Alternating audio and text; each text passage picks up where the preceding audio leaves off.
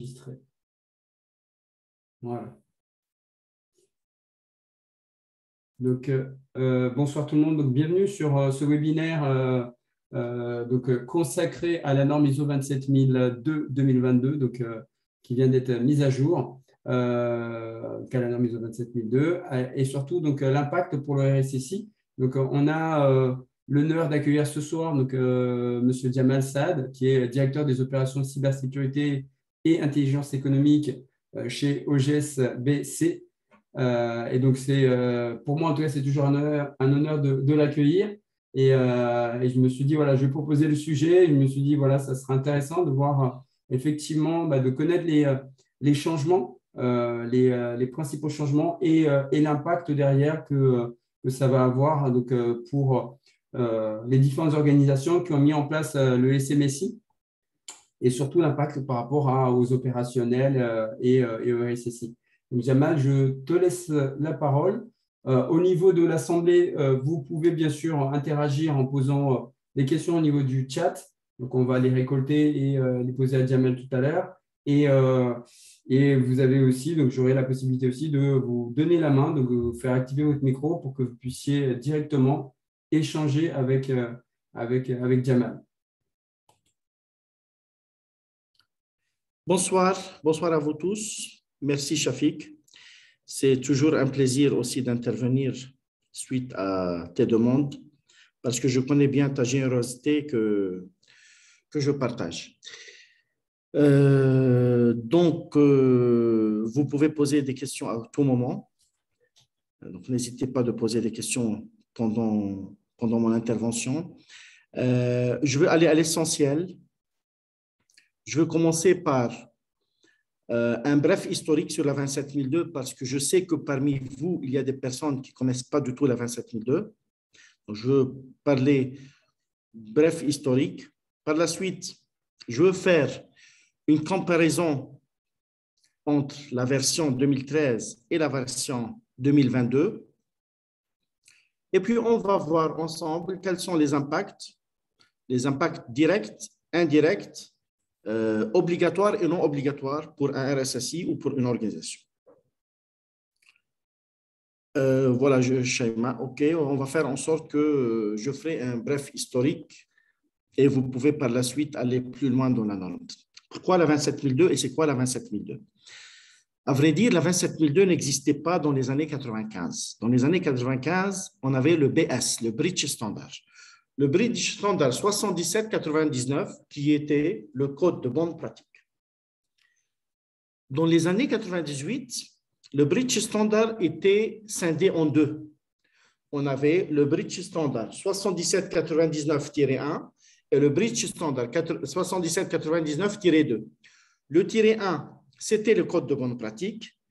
Et le tiret 2, c'était ce que nous appelons maintenant SMSI, le système de gestion de la sécurité de l'information ou le système de management de la sécurité de l'information. Donc, c'est ça. En fait, ça a commencé de là. Et il n'y avait pas ni certification, ni accréditation. On ne parlait pas des exigences, etc. Mais on parlait du système de management de la sécurité de l'information.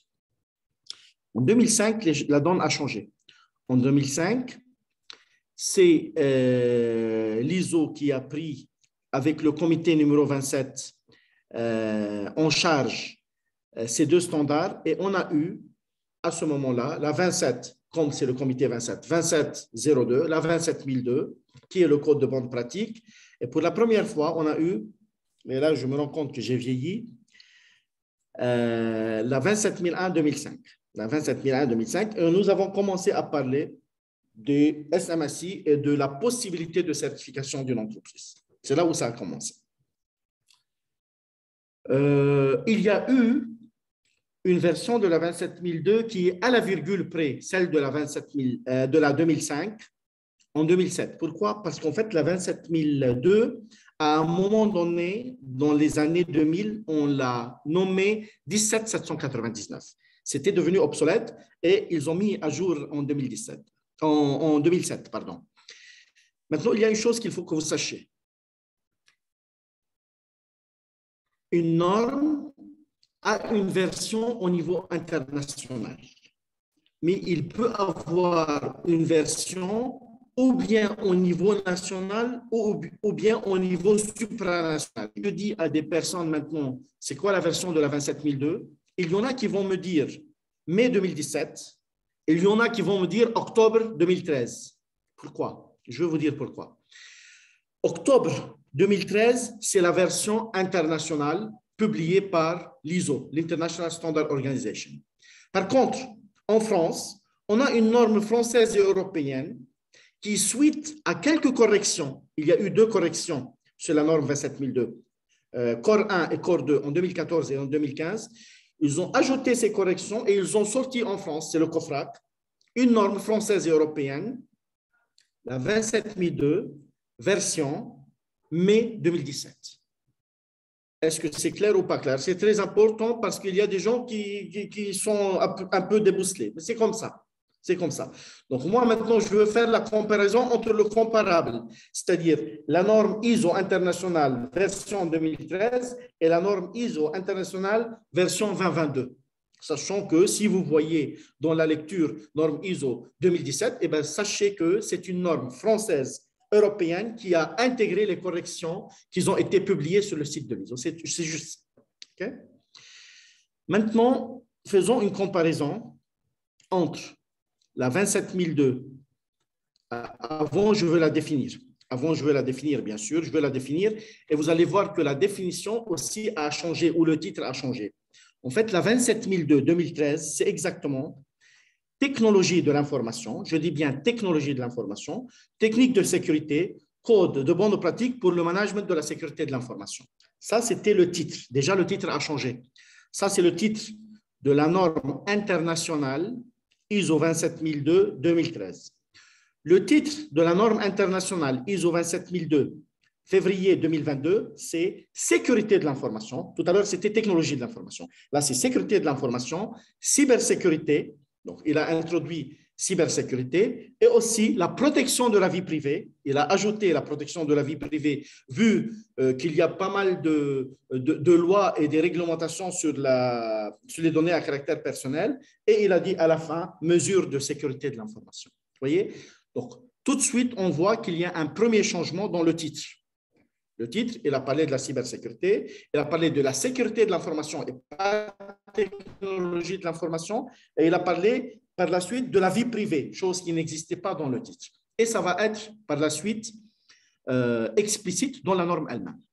Une norme, il faut savoir une chose. Dans une norme, la 27002 ou autre que la 27002, la 27002, c'est une norme ou de code de bonne pratique qui est volontaire, c'est-à-dire il est optionnel. Tu peux l'adopter comme tu peux ne pas l'adopter. Il y a des normes comme la 27001 qui sont des normes des exigences, c'est-à-dire il y a une exigence pour une certification de l'entreprise ou une certification de personne, surtout une certification de l'entreprise. Il faut savoir que l'ISO 27002, on l'adopte, mais pour l'adopter, l'ISO 27002, il faut absolument analyser les risques. On analyse les risques et on adopte et on pioche dans la 27002. Donc, il faut savoir que ce soit une norme des exigences, la 27001, ou de code de bonne pratique, on a des chapitres qu'on les appelle les chapitres informatifs ou des chapitres introductifs. Dans toute norme, il y a par exemple de 0 à 3 ou de 0 à 4 des chapitres informatifs ou introductifs qui ne sont pas normatifs, et par la suite, on a les chapitres qui sont normatifs. Et bien, la 27002, c'est la même chose. Qu'elle soit dans la version 2013 ou qu'elle soit dans la version 2022, on a 4 chapitres qu'on les appelle les chapitres informatifs ou introductifs. Et par la suite, on a les chapitres normatifs. La norme ISO 27002, version 2013, on avait 4 chapitres informatifs et on avait 14 chapitres normatifs et on n'avait pas d'annexe. La norme ISO 27002, version 2022, on a 4 chapitres informatifs, c'est-à-dire introductifs, et 4 chapitres, et juste 4, hein, ça a totalement changé, chapitres normatifs. La 27002-2013, on avait 14 thématiques sur lesquelles on avait 114 mesures de sécurité. la norme ISO 27002-2022, on n'a plus de thématiques. En fait, ils sont là et tout à l'heure, je vais vous dire où ils l'ont mis. On a plutôt 4 clauses où on a une clause sur les mesures organisationnelles, une clause sur les mesures sur les personnes, une clause des mesures, donc on a dit organisationnelles, la première, la deuxième mesure sur les personnes, la troisième mesure physique et la quatrième mesure technologique. C'était ça. C'est-à-dire maintenant, il n'y a plus les 14 thèmes. Pour ceux qui ont l'habitude de travailler sur les 14 thèmes, ça n'existe plus. Ça existe implicitement, je vais vous dire où par la suite. Donc là, il y a les 4 chapitres introductifs et on a 4 chapitres. Juste les titres de chaque chapitre, c'est une mesure, les mesures organisationnelles, les mesures sur les personnes, les mesures physiques et les mesures technologiques. On avait dans la norme ISO 27002-2013 114 mesures. Dans la nouvelle norme ISO 27002-2022, on a 93 mesures. On a 93 mesures. Et d'où viennent ces 93 mesures? En fait, ces 93 mesures, il faut savoir une chose. À vrai dire, il y a 34 mesures de la 27002-2013 qui n'ont pas du tout été touchées. Ils n'ont pas été du tout touchés. Après, il y a 24 mesures où c'est juste dans le titre, il y a eu des petits changements. Il y a eu une condensation de quelques mesures. 57 mesures, on les a condensées. Si vous avez les normes sous les yeux, vous allez voir. Et on les a passées en 24 mesures. Et il y a 11 mesures nouvelles. C'est-à-dire, il n'y a que 11 mesures nouvelles. Et il y a aussi une nouveauté dans les attributs d'une mesure, chose qu'on n'avait pas avant. Je m'exprime. Les 114 mesures sont devenues 93 mesures. Mais à vrai dire, comme je vous ai dit, il y a 34 mesures et 23 mesures qui n'ont pas du tout, les 34, ils n'ont pas du tout été touchés, les 23, des petits changements dans le titre, et il y a 57 qui ont été combinés dans 24, c'est-à-dire tous les 2, 3, ils l'ont mis en une mesure, et il y a en nouveauté 11 mesures. Par contre, il y a une grande nouveauté, c'est que maintenant, il y a les attributs d'une mesure. Les attributs d'une mesure, c'est quoi? On a plusieurs attributs, on a 5 attributs. Donc, la mesure, elle est de quel type? Est-ce qu'elle est préventive? Est-ce qu'elle est réactive ou détective? Est-ce qu'elle est corrective? Par la suite, il te dit, la mesure, elle touche sur quels critères de sécurité? Est-ce qu'elle touche sur la confidentialité? Est-ce qu'elle touche sur l'intégrité ou elle touche sur la disponibilité? Ça aussi, c'est un deuxième attribut. Par la suite, il te parle sur quel concept de cybersecurity. Est-ce qu'on est sur une planification, une détection? Est-ce qu'on est sur de la réponse? Est-ce qu'on est sur la correction? Ça, il le prend en considération aussi. Et il prend aussi en considération les 14 thématiques. Il les prend, il les met ici et il les appelle ici la capacité opérationnelle. Est-ce qu'ils sont dans le réseau? Est-ce qu'ils sont dans le asset management? Est-ce qu'ils sont dans les ressources humaines? C'est ce qu'on avait en fait, c'est ce qu'on avait dans les 14 thématiques, il les met dans les capacités opérationnelles. Donc, il les a dispatchés. Ce qui est bien, que dans cette norme, nous avons aussi 2 annexes qui n'existaient pas et qui vont vous faciliter la tâche. Pourquoi? Parce que l'annexe A, il va vous montrer les attributs de chaque mesure. Les 5 attributs de chaque mesure, il va le mettre dans l'annexe A. Dans l'annexe A, il y a 2 tableaux. Il y a un tableau 1 où il te met une mesure et il te donne tous ses attributs. Et il y a aussi un deuxième tableau où il te dit, tu peux filtrer sur le type de mesure. Par exemple, ils ont donné un exemple sur le filtrage par mesure corrective. Eh bien, il te sort juste les mesures correctives de la 5, 6, 7, 8. Faites attention, on a 4 chapitres qui sont introductifs et on a 4 chapitres qui sont normatifs. Donc, à partir de 5, 6, 7, 8, on a les chapitres qui sont normatifs et il y a toutes les mesures dedans, on a 93 mesures, et tu peux dedans voir à ce moment-là qu'est-ce qu'il y a comme mesure corrective. Faites attention, une mesure peut être corrective et il peut être détectif en même temps. Il peut être correctif et de correction en même temps. Il peut être juste correctif. Donc ça aussi à prendre en considération. Et dans l'annexe A, il le montre. Et il te donne un exemple. Il te dit, si tu veux filtrer par type de mesure, eh ben, tu peux filtrer et il donne un exemple. L'annexe B, tout simplement, et c'est très bien fait. Moi, j'ai acheté la norme et je vous invite d'acheter la norme. La norme, c'est un copyright. Donc, si dans le cadre de vos interventions, vous avez besoin, vous allez sur le site de l'ISO et vous l'achetez, il coûte 200 €.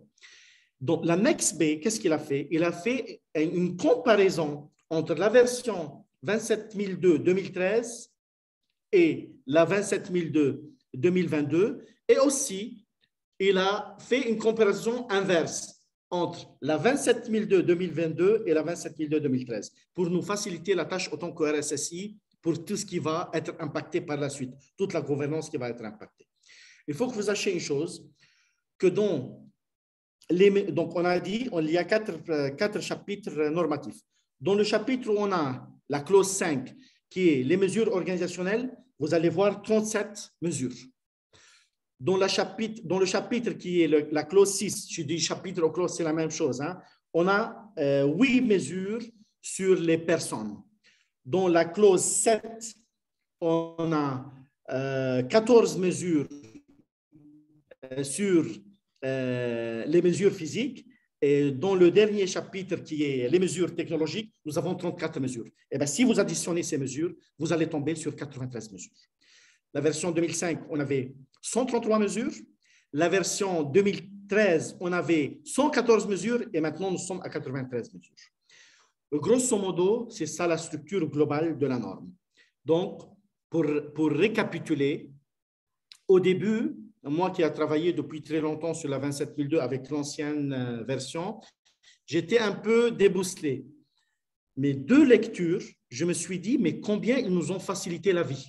Ils nous ont facilité la vie, mais, et là il y a un grand mais, il y aura beaucoup d'impact maintenant sur tout ce qui a été fait. Le RSSI, maintenant, il y a au début un grand travail, après ça va lui faciliter la vie. Il y a autre chose qu'il faut le dire. Moi, je travaille sur la méthode EBIOS-RM, comme Shafik et comme peut-être d'autres personnes parmi vous. Rappelez-vous, dans l'atelier 5 de EBIOS-RM, lorsqu'on commence à mettre en place le PAX, le plan d'amélioration continue de sécurité, eh bien, à vrai dire, on piochait dans des mesures, les mesures organisationnelles, les mesures sur les personnes, les mesures techniques et les mesures physiques. Et on donnait aussi dans le PAX, pour quelqu'un qui connaît EBIOS-RM, et rappelez-vous, le type de mesure. Est-ce qu'il est dans la prévention? Est-ce qu'il est dans la détection ou elle est dans la correction? Donc, à vrai dire, on avait cet état d'âme avec EBIOS-RM. Là, ils l'ont normalisé, ils l'ont mis tous dans une norme. C'est hyper beau. J'ai beaucoup aimé ce changement. Au début, ça va nous impacter pour revoir toute la documentation, les indicateurs, les politiques, mais par la suite, ça va être beaucoup plus sympa de dominer cet aspect multidisciplinaire, vous voyez, et multidimensionnel de la cybersécurité. Donc, la première chose qui me vient en tête, en fait, maintenant par rapport à l'impact. Par rapport à l'impact, il y a beaucoup de choses qui vont venir à ma tête. La première chose, faites attention, c'est très nouveau. C'est très nouveau, ça date de 10 jours. Hein, ça date de 10 jours. Officiellement, elle a été publiée le 15 février, je pense, le 15 février 2022. Donc, c'est très nouveau. Mais je vais vous dire la première chose qui me vient en tête, autant que RSSI, ou autant que responsable de la cybersécurité ou de la sécurité du numérique dans une entreprise. Il y a une partie qui va être obligatoire et il y a une partie qui va être...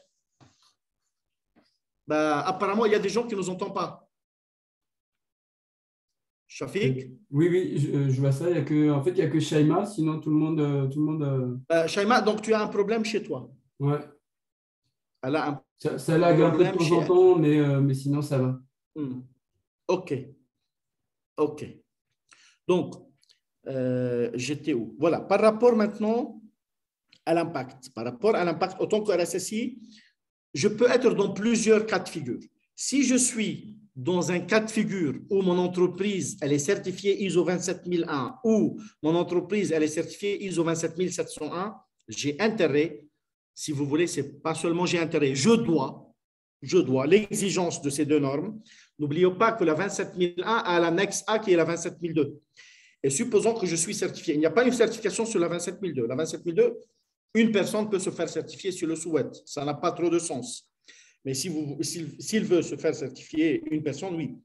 Mais il n'y a pas une certification d'entreprise 27002. Donc, il y a une certification d'entreprise 27001 ou 27701.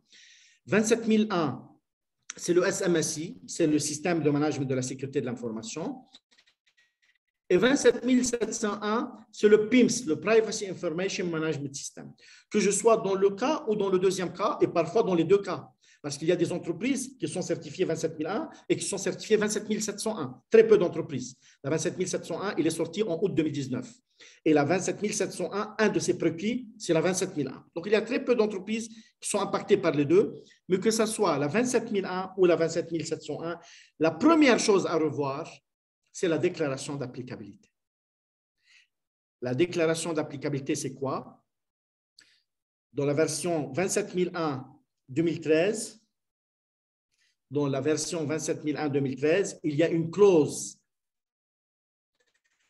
normative 6.1.3.d comme Daniel exige une déclaration d'applicabilité suite à une appréciation des risques sur lequel je veux piocher dans l'annexe A, ou ailleurs de l'annexe A, toutes les mesures pour répondre à mes risques.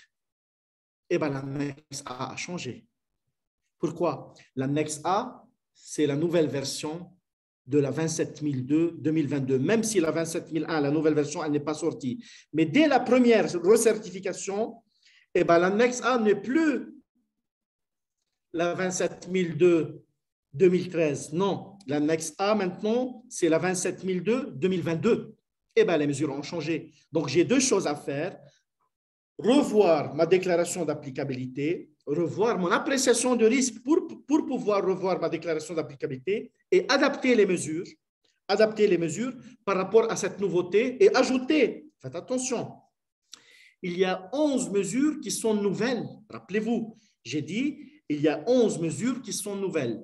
Donc, ces 11 mesures qui sont nouvelles, eh bien, je peux piocher dedans, je dois piocher dedans. À vrai dire, je dois piocher dedans. Pourquoi? Parce que maintenant, lorsque j'ai ajouté ces mesures, c'est qu'ils ont une raison d'être. Ces mesures, ils ne viennent pas de néant. Ces mesures ne viennent pas de néant. Il y a 11 mesures nouvelles. D'ailleurs, sur les nouvelles mesures, dans les 11 nouvelles mesures, il y a une partie sur la surveillance, chose qui est très logique. Il te parle de des renseignements sur la menace. Ça, c'est une nouveauté. Avant, il n'y était pas. Il te parle de la surveillance générale, de la surveillance de l'activité. Dans ma tête, je pense par exemple aux outils SIEM ou aux audits ou autres. Ça n'existait pas.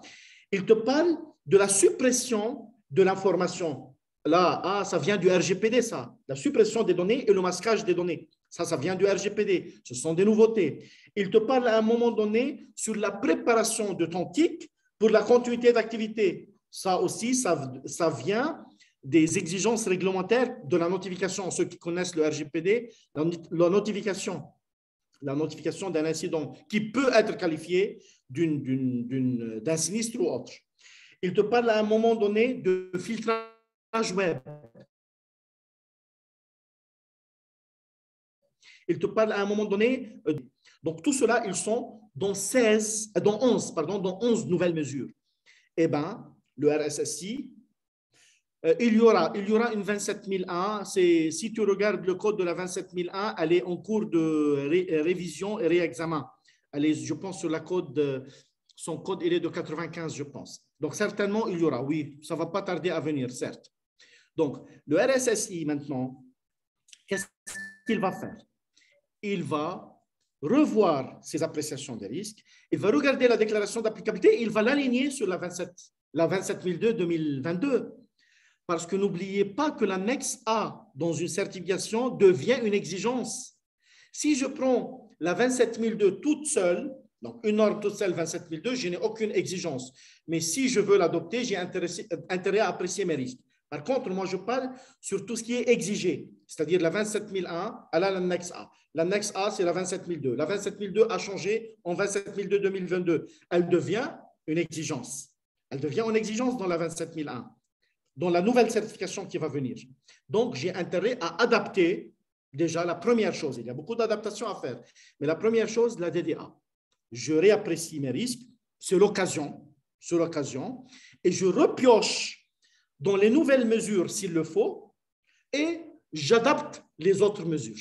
Parce qu'il y a une fusion dans les mesures, comme j'ai dit, il y a des mesures nouvelles. Dans ces conditions, j'ai adapté la déclaration d'applicabilité 6.1.3D, je justifie la sélection de la mesure, de la nouvelle annexe A, si j'ose dire, qui est la 27002-2022, je justifie l'exclusion et c'est un mini-PAX, plan d'amélioration continue de sécurité, où je mets qui est responsable, pourquoi pas les référentiels documentaires. Ça, c'est un travail du RSSI dans un cadre obligatoire. C'est-à-dire, il est dans une entreprise où il y a une certification. Vous me dites, oui, mais s'il n'y a pas de certification, mais même s'il n'y a pas de certification,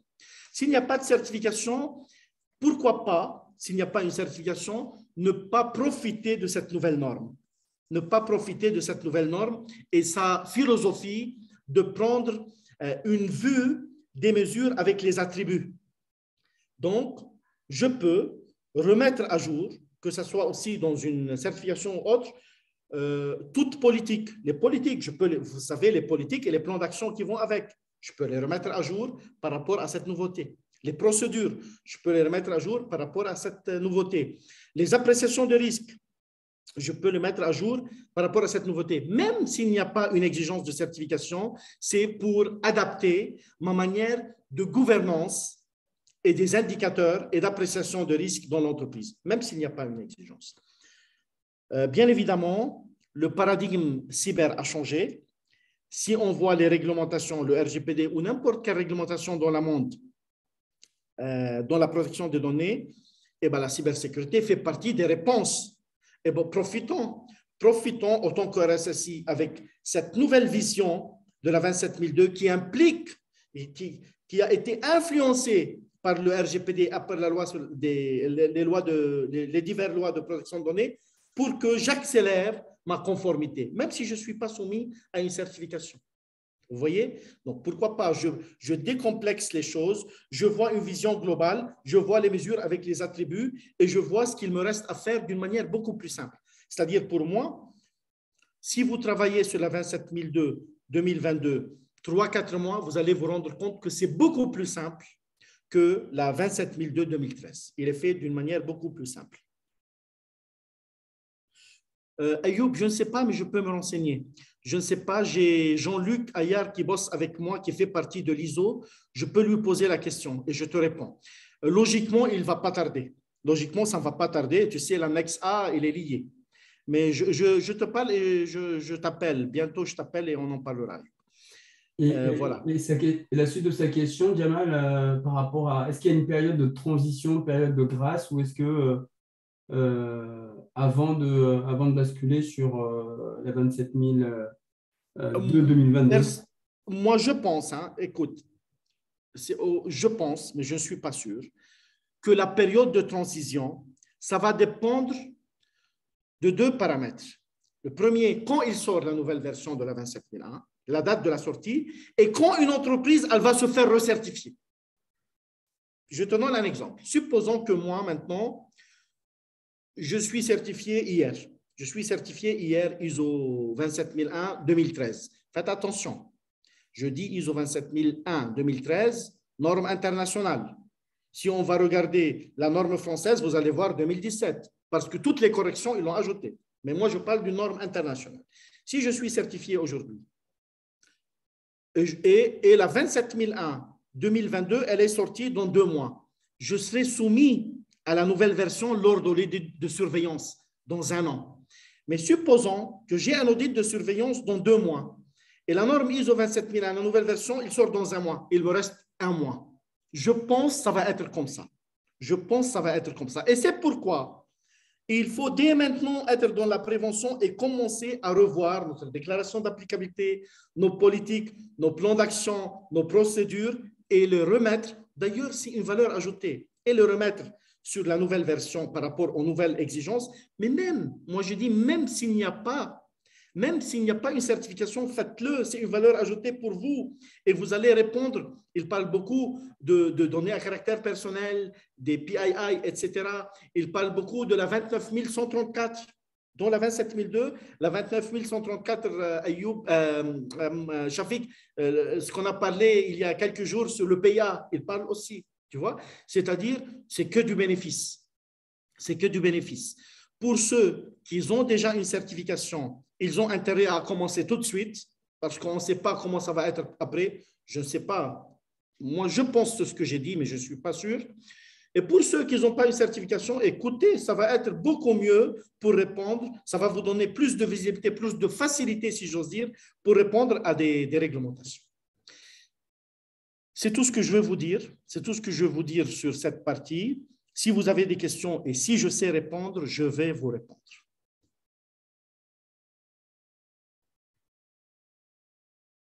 Oui, je regarde s'il y a des questions. La relation entre justement cette nouvelle version et le NIST. C'est vrai. Elle se rapproche, bravo Shafik de mettre ce point, il se rapproche de NIST. Là, on se rapproche de la philosophie de NIST, tout ce qui est SP800. Tout ce qui est 800. Tu vois, oui, tu as raison, tu as raison. Oui, ça se rapproche de NIST. Est-ce que ça signifie, parce que le NIST est fréquemment mis à jour, oui. Est-ce que on part sur, tu penses qu'on part sur la même méthodologie de mise à jour ou non, ça va être… Je ne pense pas. Je ne pense pas, vu le processus assez long des publications des normes, je ne pense pas, non. La philosophie a changé, mais la rapidité, je ne pense pas. Tu sais, rappelle-toi pour l'ISO 27005. L'ISO 27005, on avait une version prévue pour juin 2016. Il n'y a pas eu consensus. Rappelle-toi, c'est des consensus. Et elle est sortie qu'en juillet 2018. Tu vois, donc c'est très long. C'est un processus très long. Je ne pense pas par rapport à la rapidité, ça va être le cas. Mais par rapport à la philosophie, si, on est quand même influencé par le NIST, tu as raison. OK. Je vais donner la parole à Ashraf, monsieur Ashraf El Fassi. Oui. Donc, j'ai une question par rapport aux tags, donc les attributs que vous avez. Les attributs, oui. Les tags en anglais. Les tags. Les attributs, oui, j'ai compris, oui. Pour moi, il manque, par exemple, pour les mesures, est-ce qu'elles sont de type d'effectif? Tu lèves ta voix, s'il te plaît, j'entends pas. Tu lèves ta voix parce qu'on ne m'entend pas très bien. Oui. D'accord. Donc, par rapport au… Vous m'entendez là? Ouais, je t'entends, oui. D'accord. Donc, par rapport au tag, donc, pour les mesures, pour déterminer est-ce qu'elles sont de type détective, corrective ou préventive, il manque d'autres attributs, par exemple, d'autres types. Il y a typiquement compensatoire. Il y a 5 attributs. Non, juste pour le type détective. Pour le type de contrôle, écoute, tu peux, non, pourquoi non? Préventif, détectif, correctif. Écoute, il y en a d'autres compensatoires. Il y a… Oui, mais c'est des sous-familles. C'est des sous-familles. C'est des sous-familles. Tu peux parler de la dissuasion. C'est des sous-familles. Tu vois ce que je veux dire? J'ai compris ce que tu veux dire. Toi, tu es dans l'inspiration 27001. Mais si on va entrer dans tous ces attributs qui sont fines, on risque de compliquer les choses. Mais je suis d'accord avec toi. Mais ça reste, par exemple, la dissuasion, la proactivité, je les mets dans la prévention. Tout ce qui est détection, tout ce qui est protection, tout ce qui est réaction, je le mets dans la détection. Tu vois ce que je veux dire? Oui, d'accord, voilà. Merci. Voilà, je t'en prie. Par exemple, tout ce qui est correction, je peux le mettre dans la résilience. Résilience, correction, donc correction. Mais ce que tu dis est vrai. Mais pour ne pas compliquer les choses, restons par rapport au type de mesure sur 3 attributs. Sur 3, avant prévention, pendant détection et réaction, et après correction et résilience. Il y a une question, alors avant de donner la parole à Ayoub, une question de Laurent qui demande: sait-on qu'on sortira la version française de la 27002 2022? Oui, je me pose la même question que toi. Je pense en avril, elle sera sortie. Je pense en avril. Moi, j'ai dû l'acheter en anglais. Tu peux l'acheter en anglais. Bon, mon anglais n'est pas waouh non plus. J'ai essayé de poser des questions à des RSSI. Je connais un RSSI qui est bilingue. D'ailleurs, je le remercie, Mohamed Omar. C'est un ami, en même temps, il est le RSSI de TweeFly. Donc, il m'a aidé un peu sur des vocabulaires que je ne savais pas. D'accord. Moi, j'avais vu une note, et j'essaie de retrouver là sur LinkedIn, du côté du Canada, qu'il y avait une organisation qui traduisait la norme pour qu'on puisse l'avoir plus rapidement que via l'ISO. Voilà. Oui, mais est-ce qu'on a le droit de l'utiliser? J'ai un doute. Ouais. J'ai un doute parce que c'est copyright. Moi, je pense que le COFRAC, il va accélérer. D'ailleurs, je salue. J'ai un document très intéressant. Après, je t'envoie, Shafik, et tu peux le partager à tout le monde. Je salue M. Mathieu Graal avec un de ses collègues que je ne le connais pas. Mathieu Graal, je ne sais pas si tu le connais, Shafik. C'était un officier à la CNIL et maintenant, il était le président du club EBIOS. Il a fait un super bon travail que je le partage avec toi, Shafik, et tu peux l'envoyer à tout le monde. Sous format Excel pour ne pas être débousselé dans les anciennes mesures et les nouvelles mesures. Je l'ai sous format Excel, faites attention, c'est sous copyright, mais partageable, mais juste il faut que les origines de l'auteur soient toujours citées. Aussi, ok. Je vais donner la parole à Ayoub. Oui, Ayoub. Comment vas-tu, Ayoub? Bonjour, vous m'entendez? Oui, très bien, Ayoub. Très bien. Très bien. Jamal, je vais très bien, merci. Donc, tout d'abord, je tiens à te remercier en fait pour cette présentation intéressante. C'est toujours un plaisir de vous écouter, professeur, expliquer les évolutions de cette norme. Moi, j'avais juste une question en fait, parce qu'il y avait la question de Shafik par rapport au rapprochement de NIST. Moi, ce que j'avais compris en fait, c'est qu'au niveau des attributs et surtout sur les aspects concept cybersécurité, c'est là où on se rapproche de NIST du fait qu'on organise les mesures sous les 5 grands axes de NIST: identifier, protéger, détecter, répondre et récupérer. C'est ça. Et du coup, je voulais savoir pour les nouveaux contrôles ou les nouvelles mesures, les 11 là qui sont introduites, est-ce qu'on peut s'attendre à quelque chose qui est tiré de NIST en fait, avec des sous-contrôles qui expliquent comment implémenter Écoute, dans la norme, il y a le guide. Le guide de l'implémentation, c'est beaucoup plus étoffé que quand il était dans la 27002 de 2013. Donc, on a discuté et tu m'as dit que tu vas l'acheter de toute façon. Lorsque tu l'achètes, tu vas voir. Oui. Très bien, c'est même beaucoup plus simple. Il te donne des bonnes guidelines pour les implémenter. Oui, ça existe. Dans la nouvelle version, ça existe. Comme ça existait dans la version 2013. Merci beaucoup pour cette explication. Je t'en prie. Et merci Shafik aussi d'avoir organisé ce plaisir. Il y a des questions qui tombent. Alors, il y a Boubacar qui demande est-ce que tu peux redonner les 11 nouvelles contrôles? OK. Les nouvelles contrôles, il y a sur la surveillance de l'activité. Je ne les connais pas tous par cœur, je viens juste d'avoir la norme, mais je veux vous donner la philosophie. Il y a sur la surveillance de l'activité, et il y a sur la surveillance de la menace. Et il y a 3 sur la surveillance. Il y a sur la surveillance des accès physiques, surveillance de l'activité, surveillance des accès physiques et la surveillance de la menace. Et il y a sur le masquage des données, bien sûr, pseudonymisation, vous l'avez bien compris, et il y a sur la suppression de données, l'article 17 du RGPD, d'effacement de données. Il y a ça. Après, il y a sur le code sécurisé, le développement de code sécurisé, il y a sur le filtrage web, il y a sur les gestions de la configuration. Je ne les connais pas tous par cœur. Je vais partager l'écran. Voilà. Ça te va comme ça? Tu le vois? Voilà. Ce n'est pas ça les nouveautés. Elle veut juste les nouveautés, madame.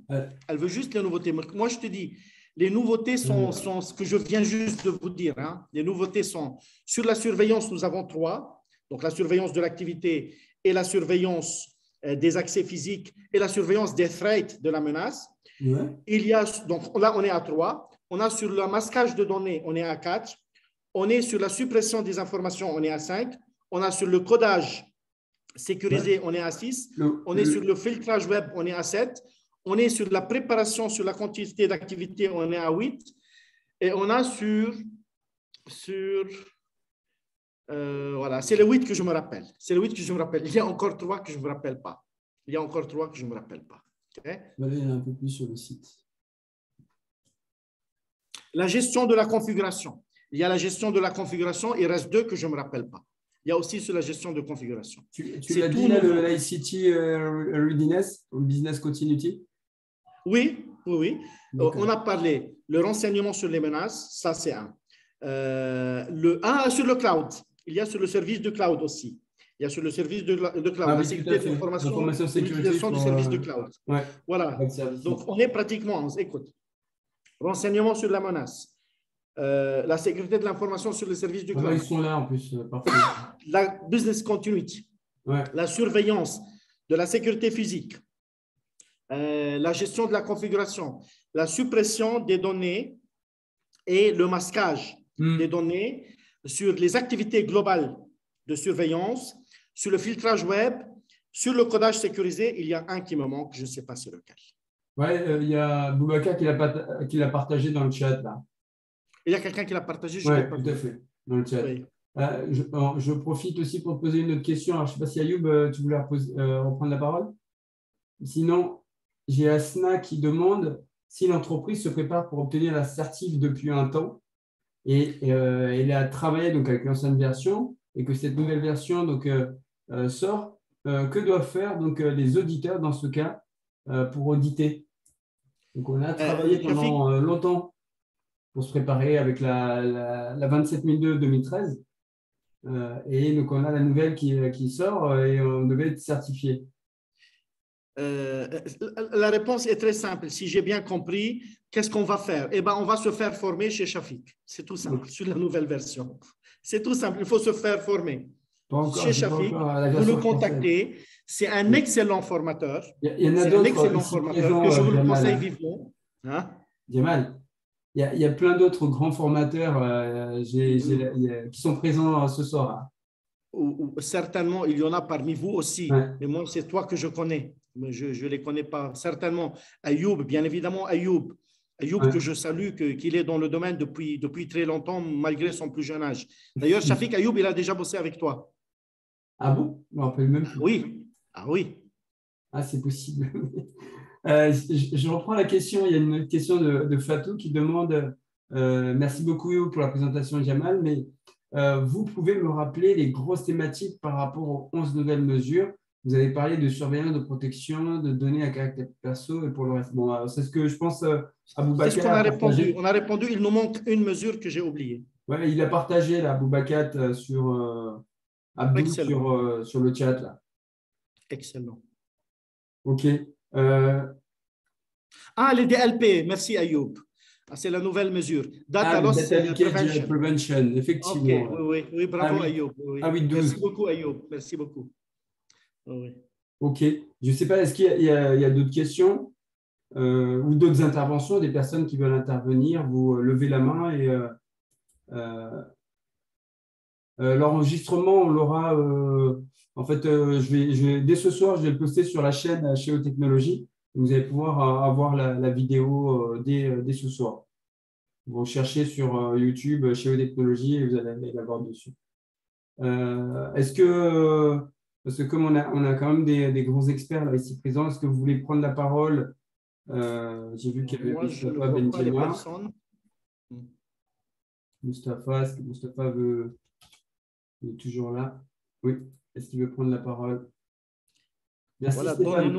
Il y a Stéphane qui partage un lien. Merci Stéphane pour le partage. Je ne sais pas si Moustapha va intervenir ou pas. Je vais donner la parole en tout cas. Ah bah si, j'ai Ramzi. Ramzi, oui, tu as la parole. Bonsoir à tous. Moustapha, juste après. Bonsoir. Bonsoir. On vous entend très bien. En fait, je voulais demander pour les entreprises qui sont déjà certifiées pour la version 2013 et qui ont, par exemple, un audit de maintien dans un mois, on va dire, Est-ce qu'il commence déjà dès maintenant à modifier la DDA ou il attend que la nouvelle version de 27001 soit diffusée? Parce que après, lorsque on aura un audit, si on commence à modifier la DDA version 2013 et que la nouvelle version n'est pas encore communiquée, ça va déjà chambouler. C'est sûr. Voilà, donc comment ça va se passer? Ramzi, comme la nouvelle version de la 27001, elle n'est pas encore sortie, faites une mise à jour en mode bêta de côté. Commencez à travailler en mode bêta de côté sans toucher à tout ce qui est fait, toute la documentation qui a été faite pour la version 2013. Et en fonction de la sortie de la 27001, ou bien vous passez les bêtas en version finale par rapport à la surveillance qui va venir, ou bien non. Ils vont être tolérants. Ils vont être tolérants, c'est sûr. Okay? Oui, certainement, oui. Merci. Moi, en tant qu'auditeur, si j'aurai cette occasion, avec beaucoup de bon sens, je ne veux pas auditer sur la nouvelle version si le mois prochain, supposons aujourd'hui la 27001 2022 sort et j'ai un audit de surveillance moi-même en tant qu'auditeur. Hein, je suis auditeur d'ailleurs.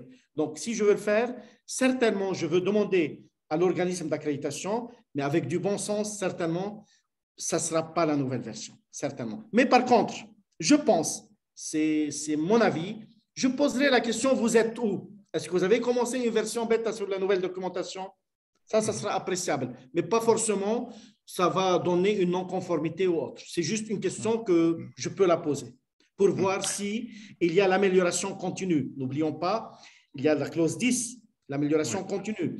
Eh bien, au moins, ils vont me dire, oui, on s'améliore continuellement, on a pris en considération dans notre cellule de veille tout ce qui est réglementaire et la norme, la nouvelle version de la norme, mais on n'a pas encore terminé. Donc là, ça peut causer un problème. S'ils me disent non, mais s'ils me disent oui, je ne veux pas auditer sur les nouvelles critères. Mais je vous dis, c'est moi, je parle sans aucune autorité. C'est mon avis personnel. OK? D'accord. Merci. Merci. Alors, je vais donner la parole à M. Moustapha Benjema. Oui, salut tout le monde. Merci, M. Saad, pour votre présentation. Merci pour Shafik aussi. Alors, juste, j'ai voulu mentionner deux choses. Moi, j'ai mis en place un SMSI et il va être certifié au mois de mars. Alors, je ne sais pas, est-ce que je dois refaire tout ce que j'ai fait ou bien je reste sur ce que j'ai fait? Tu ne vas pas refaire. Écoute, moi, ce que je te conseille, est-ce que tu as sélectionné quel organisme? C'est la première certification? Oui. Oui. C'est la première. Sélectionne un organisme et pose-lui la question dès maintenant. Ou les contacte-les dès maintenant. Il y a plusieurs organismes, je ne veux pas les citer, je ne fais pas la pub. Donc, contacte ces organismes qui sont accrédités et dis-leur, voilà, je suis dans telle situation, qu'est-ce que je dois faire? Je pense qu'ils sont beaucoup mieux placés que moi. Moi, j'ai dit ce que je pense, mais eux, c'est officiel ce qu'ils disent. D'accord, c'est-à-dire qu'entre un organisme de certification et l'autre, ça peut être la réponse peut être différente. Je pense pas, non. Je pense pas. Vous savez, l'accréditation, elle est la même pour tous les organismes de certification. 17001 ou 17024. Mais nous sommes dans une période de transition et j'ai peur que ça change. Si je peux me permettre. Ayoub. Oui, Ayoub. Oui, si je peux me permettre. Si c'est prévu pour mars, l'ISO 27001 de 2022, il n'est pas encore sorti. Oui. Donc, il n'est pas encore sorti. Ça m'étonnerait en fait que la certification du SMIC, parce que c'est le référentiel d'exigence SMIC, c'est la 27001, qui n'est pas encore sorti avec la nouvelle version de l'annexe A qui porte sur la DDA. Elle n'est pas encore sortie, donc je ne pense pas qu'on va vous challenger en fait sur la nouvelle version. Merci. Ça, c'est mon avis. Moi aussi, je pense que c'est ça. Monsieur Moustapha, oui. Vous êtes auditeur. Je pense que vous avez audité Expatio, non? Oui. Voilà. Oui, et je vais si vous, avec toute votre expérience Vous êtes le professeur de nous tous. Vous ne savez pas, vous me posez la question, monsieur Moustapha. Non, maintenant, nous sommes tous dans le flou, monsieur Saad. Oui, oui. Non, mais je tiens à vous saluer. Je tiens à vous saluer pour vos interventions et avec vous, nous apprenons, monsieur Benjamin. Monsieur Moustapha, avec vous, nous apprenons. Merci, monsieur Saad. Je ne sais pas s'il y a d'autres réactions. On arrive bientôt à la fin du sujet. Donc, s'il y a d'autres questions ou d'autres interventions, Stéphane Lenz, est-ce que tu veux dire un petit mot? Tu nous fais l'honneur d'être présent sur tous nos webinaires.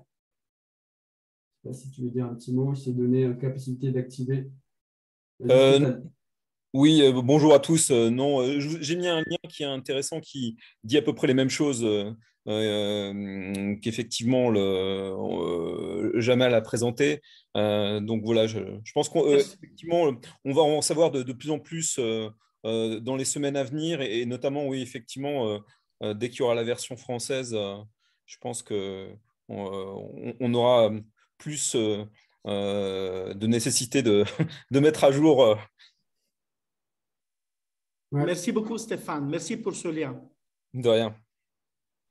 Merci beaucoup. Je ne sais pas s'il y a d'autres questions ou d'autres interventions. En tout cas, il nous reste 2 minutes avant de clôturer. S'il y en a d'autres, n'hésitez pas à lever la main et je vous fais activer le micro.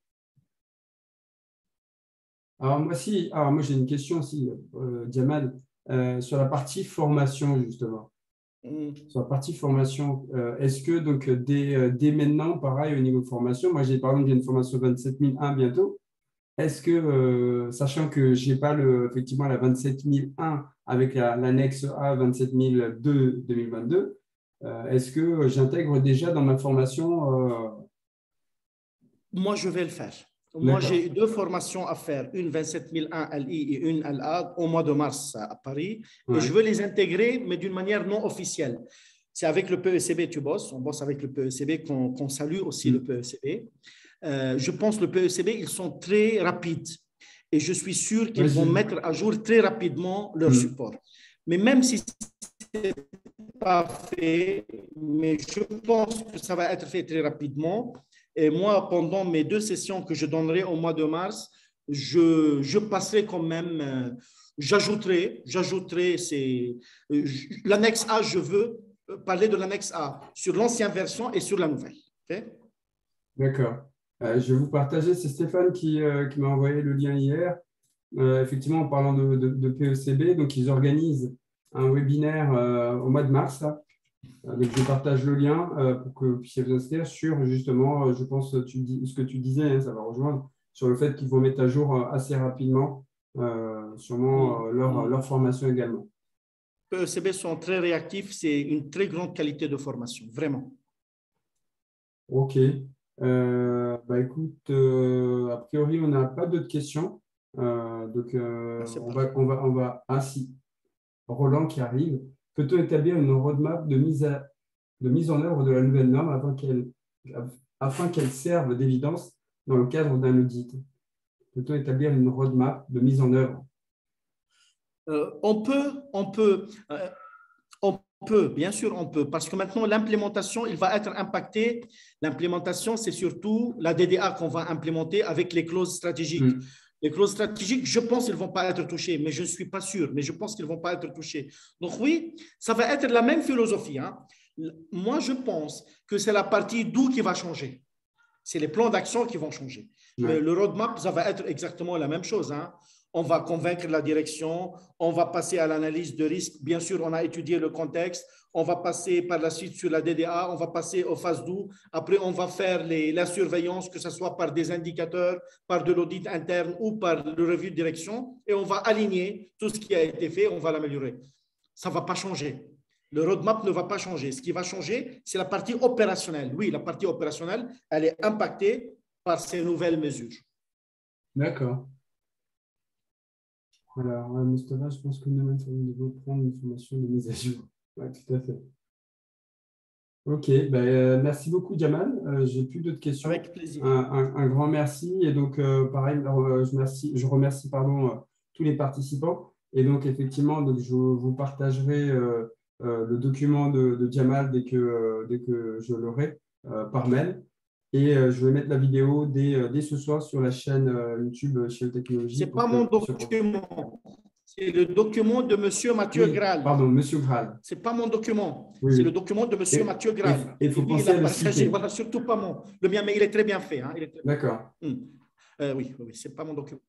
OK. Merci beaucoup, Jamal. Merci à tous les participants et à bientôt pour un autre webinaire. À très bientôt. Allez, au revoir. Au revoir à vous tous. Alors,